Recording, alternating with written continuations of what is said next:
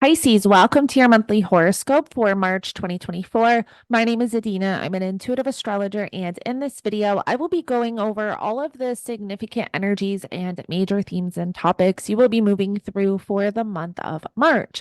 So let's get right into it. Now, don't forget to like, share, and subscribe if you align with my energy and enjoy my content. So as you can see, I've broken down the horoscope by week. So I've listed the transits on the left side of the screen, and I've selected a chart for each week on the right side to give you a bit of a visual. Now, before we get into the energies for March, I want to touch on some of the energies that we're moving out of, like that really big dynamic Mercury cazimi with Saturn that was in your first house. Now, there may have been some major karmic endings and completions with this energy. I would love to hear your astrology transit stories in the comments below and how this showed up for you. That conjunction was around 9 degrees of Pisces in your first house. So if you had your ascendant around that degree point, you really felt this.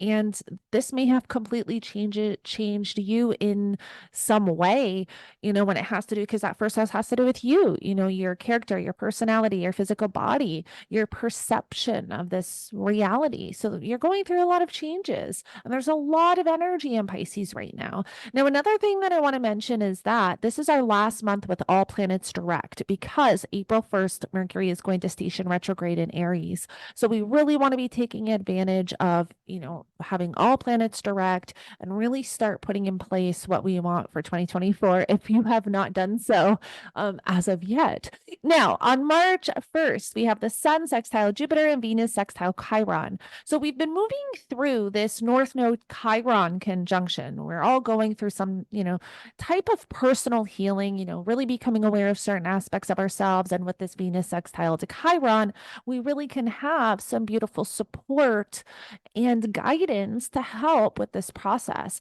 And on the first, having the Sun sextile Jupiter, this really can bring in some beautiful insight to help with whatever that cazimi brought up for you. There could be some insight, clarity, something really beautiful coming in for you. Now, on the second, we have Venus squaring Uranus.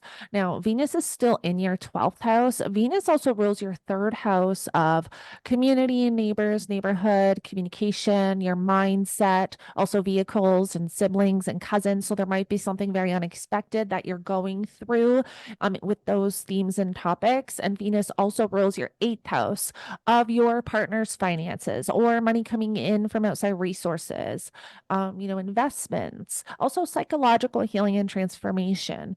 And you have currently the South Node in your 8th house and the North Node in your second. And we have an eclipse at the end of the month. So we'll be getting into that energy. But Venus is currently the co-ruler of that South Node. So even with this Venus square to Uranus, there might be something unexpected surfacing, giving you kind of an idea of what's going to be released and let go of in this area of life once we get to that eclipse.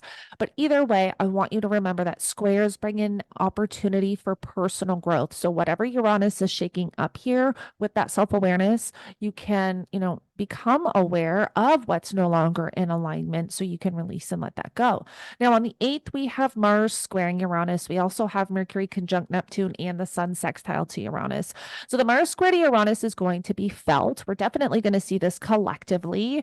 Now, individually, Mars rules that second house of money, finances, material possessions. Mars is also currently the ruler of that North Node.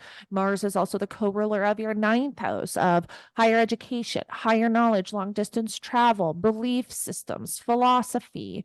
So there might be something shaking up in those areas of life. There might be something shaking up here or disruptive or something coming to the surface that you're having to navigate around money and finances. But either way, this is not a day to make any sudden decisions or drastic decisions because we have Mercury conjunct Neptune. So there's something we're not seeing clearly. There can be something confusing. There's no clear road or path ahead. This is really just a day to kind of sit with that energy. Now, on the 9th, we're going to have Mercury enter Aries.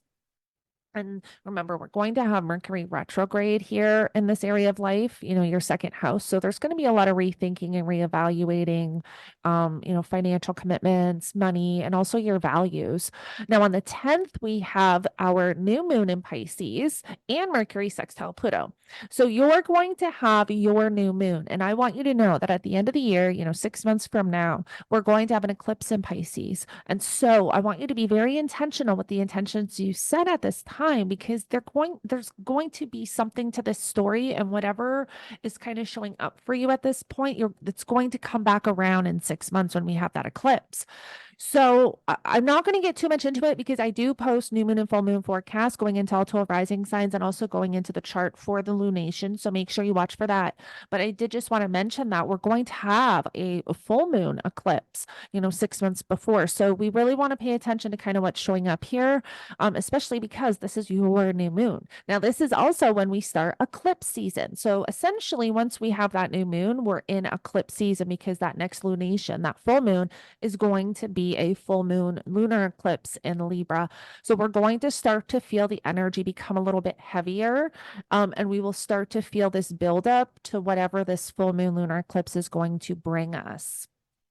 Now, once we get to week 2, on the 11th, we have Venus entering Pisces. So Venus is going to enter that first house. Now, you have Saturn in your first house. So there's a lot that Saturn can be doing. It depends on if Saturn is your most malefic planet or not. Saturn can bring, restriction, delays, challenges. Sometimes I have seen clients have Saturn transiting the first house and they tend to just get sick a lot, or when they get sick, it takes them it takes them longer to heal or recover.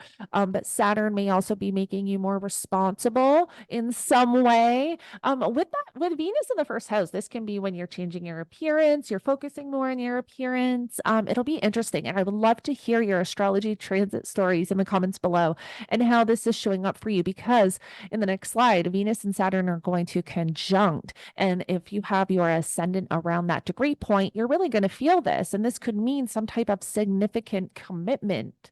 Now, on the 16th or 17th, we're going to have, is the 16th or 17th? It depends on your time zone. We will have the Sun conjunct Neptune. This is in your first house. This is great for spirituality, intuitive work, energy work, raising your vibration.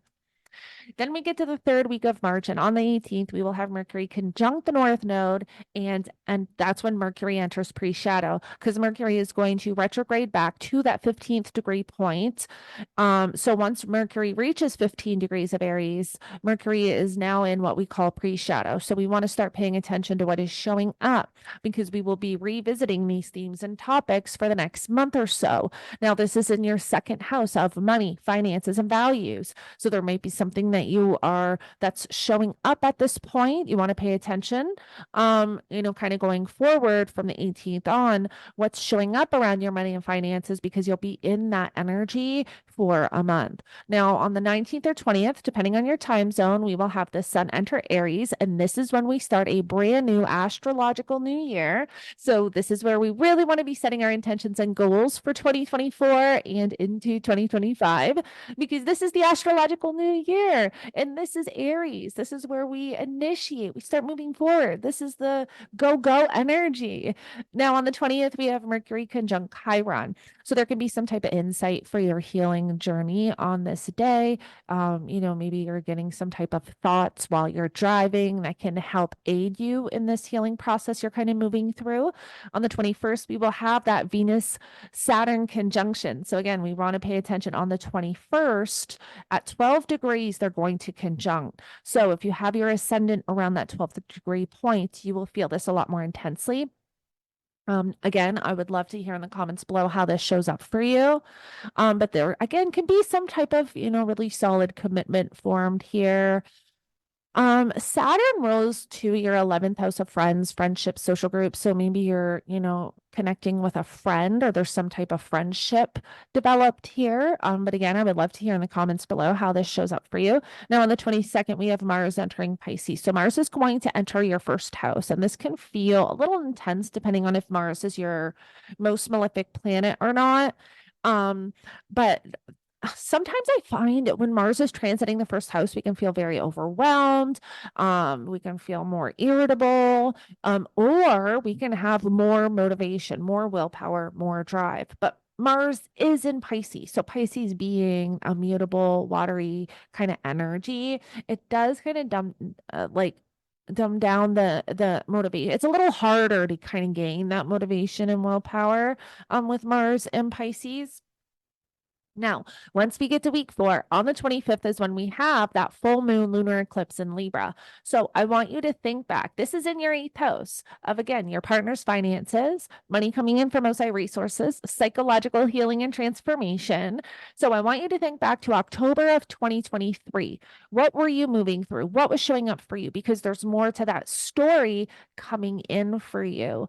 Whatever was initiated with that solar eclipse we had in Libra, there's more to the story. And this can have to do with releasing and letting something go in this area of life or something coming back from the past. Now, on the 27th, we will have Venus sextile Uranus. So, Venus is in that first house, sextile Uranus. There can be some really beautiful, unexpected opportunity, insight, support coming in for kind of whatever you're navigating with this Venus and Pisces energy, Venus conjunction to Saturn energy. Now, Pisces, I hope that this helps you or gives you a bit of an idea of kind of what you're moving through for the month ahead. Thank you so much for joining me. Don't forget to put your astrology stories in the comments below. I would love to hear how the transits of February showed up for you and also the transits for March. So again, thank you so much for joining me. Don't forget to like, share, and subscribe if you align with my energy and enjoy my content, and I will connect with you in the next one.